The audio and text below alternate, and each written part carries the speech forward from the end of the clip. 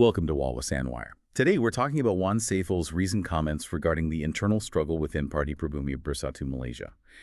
We're really going to dissect the fallout from his expulsion and these pretty explosive claims he's made. They shine a bright light, maybe an uncomfortable one, on the power dynamics inside the party leadership. Our mission today really is to unpack this core conflict.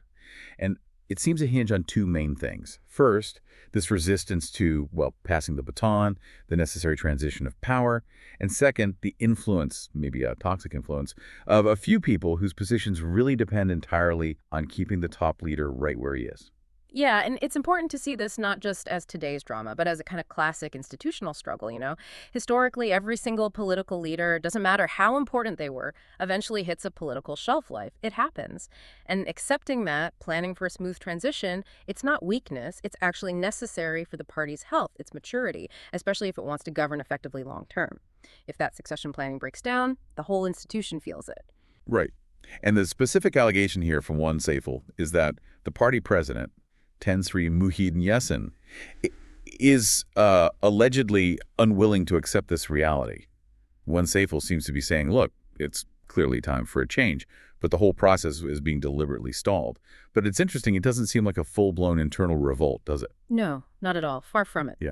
When you look closely at who's being most vocal defending the president right now, you see a pattern emerging. It's structural. These defenders, they're mainly appointed officials, people who, owe their position directly to the president. They're not necessarily the elected members of the Supreme Council, the ones with institutional mandates from the party members. Ah, okay. So that's where the alleged flattery comes in, creating this sort of echo chamber around him. These appointed folks are reportedly the ones telling Dato Seri Muhyiddin, only you can save the party, only you can save the country.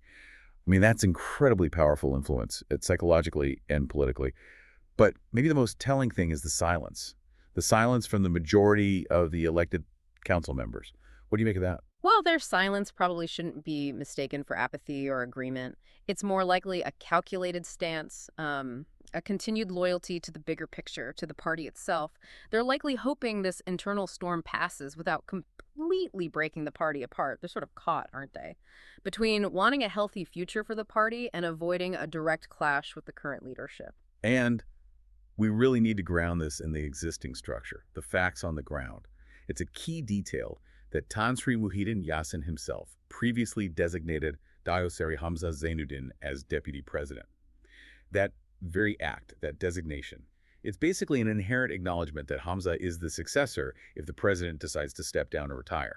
And this wasn't ages ago, it was reportedly formalized just last year. And crucially, nobody opposed it at the time. Exactly. And that's what makes the current conflict so, confusing, frankly. How can you set up a clear line of succession, have it agreed upon, and then apparently fight against the very mechanisms that would make it happen? It feels inconsistent. And this friction leads us straight into the whole controversy around the SDs, the statutory declarations. Maybe we should clarify what those are first. For anyone listening, an SD, a statutory declaration, it's a formal written statement, like an affidavit sworn before a legal authority. In politics, they often get used to show collective support or intention for something. Right. And the original stated intention behind this batch of 120 SDs, according to Wan Saiful's side, was seemingly about trying to achieve harmony. The goal, they say, was to suggest not discussing candidates for prime minister or party president at the upcoming party convention. Basically, let's freeze the status quo, keep things calm internally, and focus on presenting a united front for the next election. But that narrative just got completely flipped, didn't it? Those SDs, supposedly meant for peace, became the spark for an internal war. The opposing faction, the one resisting the deputy president's rise, perhaps, allegedly grabbed onto the declaration's second paragraph, completely ignoring the overall stated aim of peace. And they twisted it. They painted it as this aggressive demand for the president's forced resignation, a P action, as it was described, an internal coup attempt. But if you actually look at the specific wording used in the SDs, it expressed respect for the president. It clearly stated that if Dato Seri Muhyiddin chose to retire, the emphasis was on his choice. They would respect that decision. It went even further, suggesting he could stay on as a senior party consultant or maybe a spokesperson, helping prepare the party for GE. That's language focused on continuity, on respecting an elder statesman. It doesn't sound like the language of a sudden coup. It really makes you wonder, doesn't it? And maybe this is a question for you, listening at home.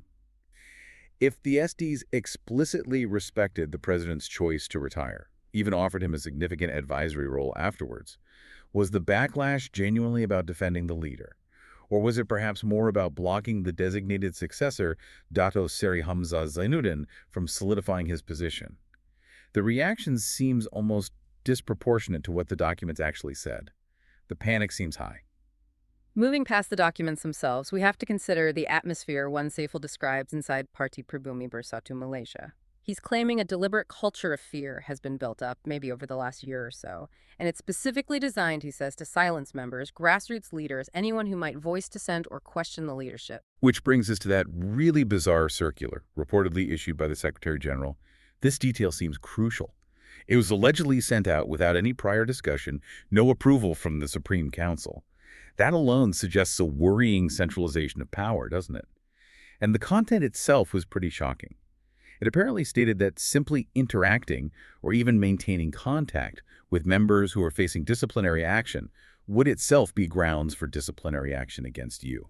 That is a massive red flag systemically. Just think about the precedent that sets for any kind of internal party democracy. You're disciplined not for what you do or say, but just for who you talk to. That kind of mechanism instantly chills any internal debate because everyone starts feeling isolation just by decree. It does reflect a worrying shift, maybe towards a kind of personal cult dynamic, where loyalty is demanded towards an individual, not necessarily the party's ideals or structures. And we can even compare this to the party's own recent history.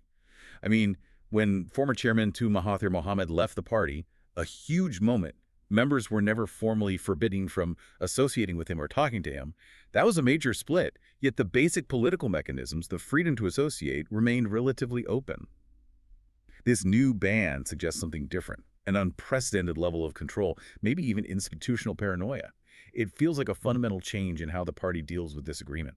And adding another layer, Wan Saiful makes the explicit claim that there's a systematic attempt being orchestrated from within the party specifically to remove the deputy president, Dato Seri Hamzah Zainuddin. This takes the crisis beyond just the president maybe holding on too long. It suggests an active campaign to actually dismantle the agreed-upon line of succession.